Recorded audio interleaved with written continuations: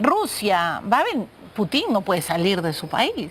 El presidente Putin tiene una orden de captura de la Corte Penal Internacional. Es interesante por ello que recordemos hoy día, a los 30 años que iniciamos este ejercicio para ingresar a la PEC, que 30 años más tarde estemos celebrando en el Perú la tercera cumbre de APEC. Y hay otro proverbio chino, embajadora, que dice que cuando se bebe agua hay que recordar a quién cavó el pozo. Y precisamente quisiera que hablemos sobre esa época en la que comenzó a cavarse el pozo. ¿Qué recuerdos tiene usted de esa misión que le asignan cuando usted venía de ser embajadora en Paraguay, era directora de Asuntos Consulares con la Cancillería?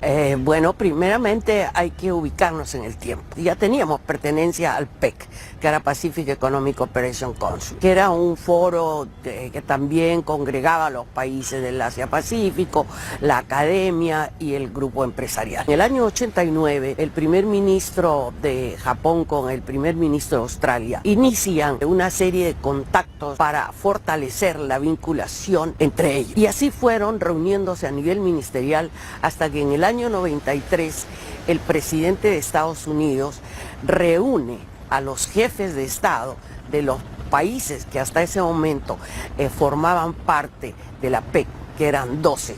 Que informalmente se habían reunido anualmente en Blake Island, en Estados Unidos. Y se me indica que debía viajar a Yakarta a establecer los contactos con los países miembros, o economías como se denomina. La primera entrevista que efectué fue con el ministro de Relaciones Exteriores de Indonesia, un viejo amigo de mis años de Naciones Unidas, el canciller Ali Alatas, quien era el anfitrión de la reunión ministerial. En esas circunstancias tomé conciencia de que lo importante que ellos buscaban era, primero, países con una política de libre mercado, abierto a las inversiones, con intereses de establecer vínculos con la región Asia-Pacífico y fortalecer el comercio y la inversión, el libre comercio.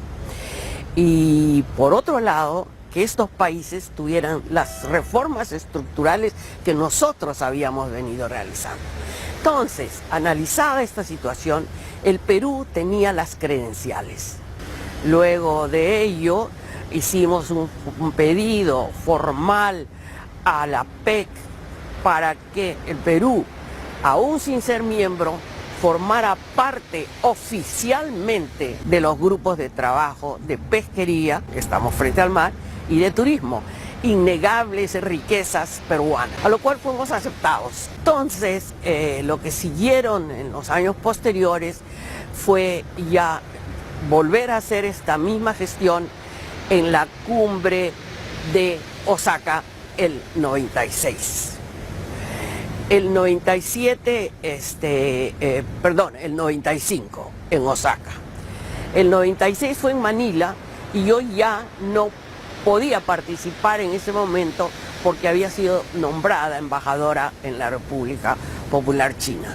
Sin embargo, seguía manteniendo mis contactos con los senior officials de los países con quienes había trabajado.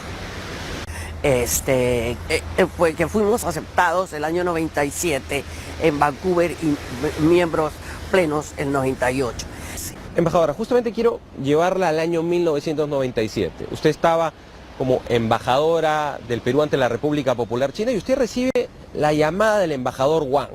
Bueno, yo estaba en mi despacho y todavía no tenía noticias de Cancillería respecto a cómo habían marchado esta última etapa de nuestra aspiración. Cuando recibo la llamada del embajador Wang y me dice, queridísima amiga, a quien yo había conocido desde el año 94 en Yakarta, quiero darle una noticia. Acabamos de aprobar el ingreso de su país a la PEC. Quiero ser el primero en darle a usted la noticia. Bueno, comprenderás que llamé a mis colegas lo primero y luego inmediatamente comunico a Cancillería de esta llamada, ¿no? Fue muy emocionante porque creo que para todos nosotros, cualquiera que sea nuestra actividad, ver que esta ha llegado a una conclusión feliz es algo sumamente grato y sumamente reconfortante saber que todos los esfuerzos encaminados han dado un resultado.